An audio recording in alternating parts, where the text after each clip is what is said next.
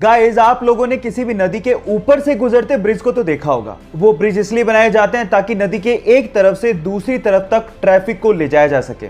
लेकिन फ्रांस ने दुनिया का पहला ऐसा ब्रिज बना के तैयार किया है जहां से ट्रैफिक को नहीं बल्कि एक नहर को नदी के ऊपर से पास करवाया जाता है। कितना अमेजिंग लगता होगा ना कि नीचे से नदी बह रही है और ऊपर के पुल से कोई स्पीड बोट निकल रही है। आप लोगों को इस अमेजिंग पुल के बारे में सुन के कैसा लगा, चैट सेक्शन में लिखना मत भूलिएगा।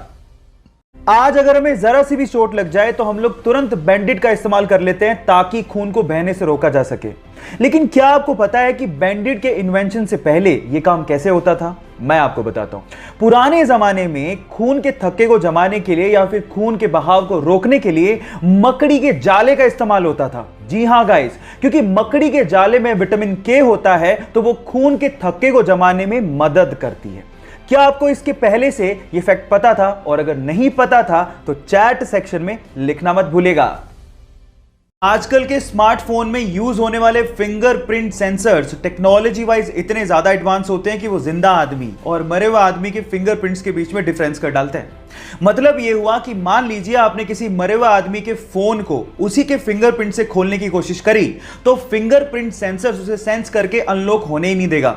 यह ऐसा इसलिए होता है क्योंकि मरने के बाद हमारे फिंगरप्रिंट सिकुड़ने लगते हैं, जिसे फिंगरप्रिंट सेंसर आइडेंटिफाई कर लेता है और फोन को कभी अनलॉक नहीं होने देता। इतनी एडवांस टेक्नोलॉजी आप लोग अभी यूज कर रहे हैं। क्या आपको इसके पहले तक ये बात पता थी? और नहीं पता थी तो चैट सेक्शन में लिखना मत भूलिएगा। क्या आप लोगों को पता है कि टॉम क्रूज अपनी अगली मूवी की शूटिंग स्पेस में करने वाले हैं? जी हां गाइस, आपने ठीक सुना, स्पेस में। और ये पहली ऐसी मूवी होगी जिसकी शूटिंग रियली स्पेस में की जाएगी। और इस काम में टॉम क्रूज की मदद एलॉन मस्क की कंपनी स्पेसएक्स और नासा भी कर रही है। होगा कुछ यूं कि स्पेसएक्स के रॉकेट से सबसे पहले लोगों को और सामान को इंटरनेशनल स्पेस स्टेशन में लेके जाया जाएगा और उसके बाद वहां पे शूटिंग की जाएगी। सो गाइस, तैयार हो जाइए, फर्स्ट एवर मूवी जिसकी शूटिंग स्पेस में होने वाली है। क्या आप लोग एक्साइटेड हैं? अगर हैं तो चैट सेक्शन में लिखना मत भूलिएगा।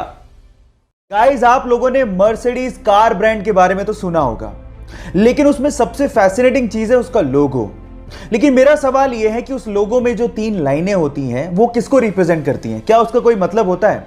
मैं आपको बताता हूं। उस लोगो में वो 3 लाइनें लैंड, वाटर और एयर इसको रिप्रेजेंट करती हैं। मतलब धरती, पानी और हवा। अब जिसने भी ये लोगो डिजाइन किया था उसका मकसद ये था कि इन फ्यूचर ये कंपनी लैंड, वाटर और एयर में दौड़ने वाले प्रोडक्ट बनाएगी और उसमें बादशाहत को हासिल करेगी। है ना ये फैसिनेटिंग? क्या इसके पहले तक ये फैक्ट आपको पता था? और नहीं पता था तो चैट सेक्शन में लिखना मत भूलिएगा।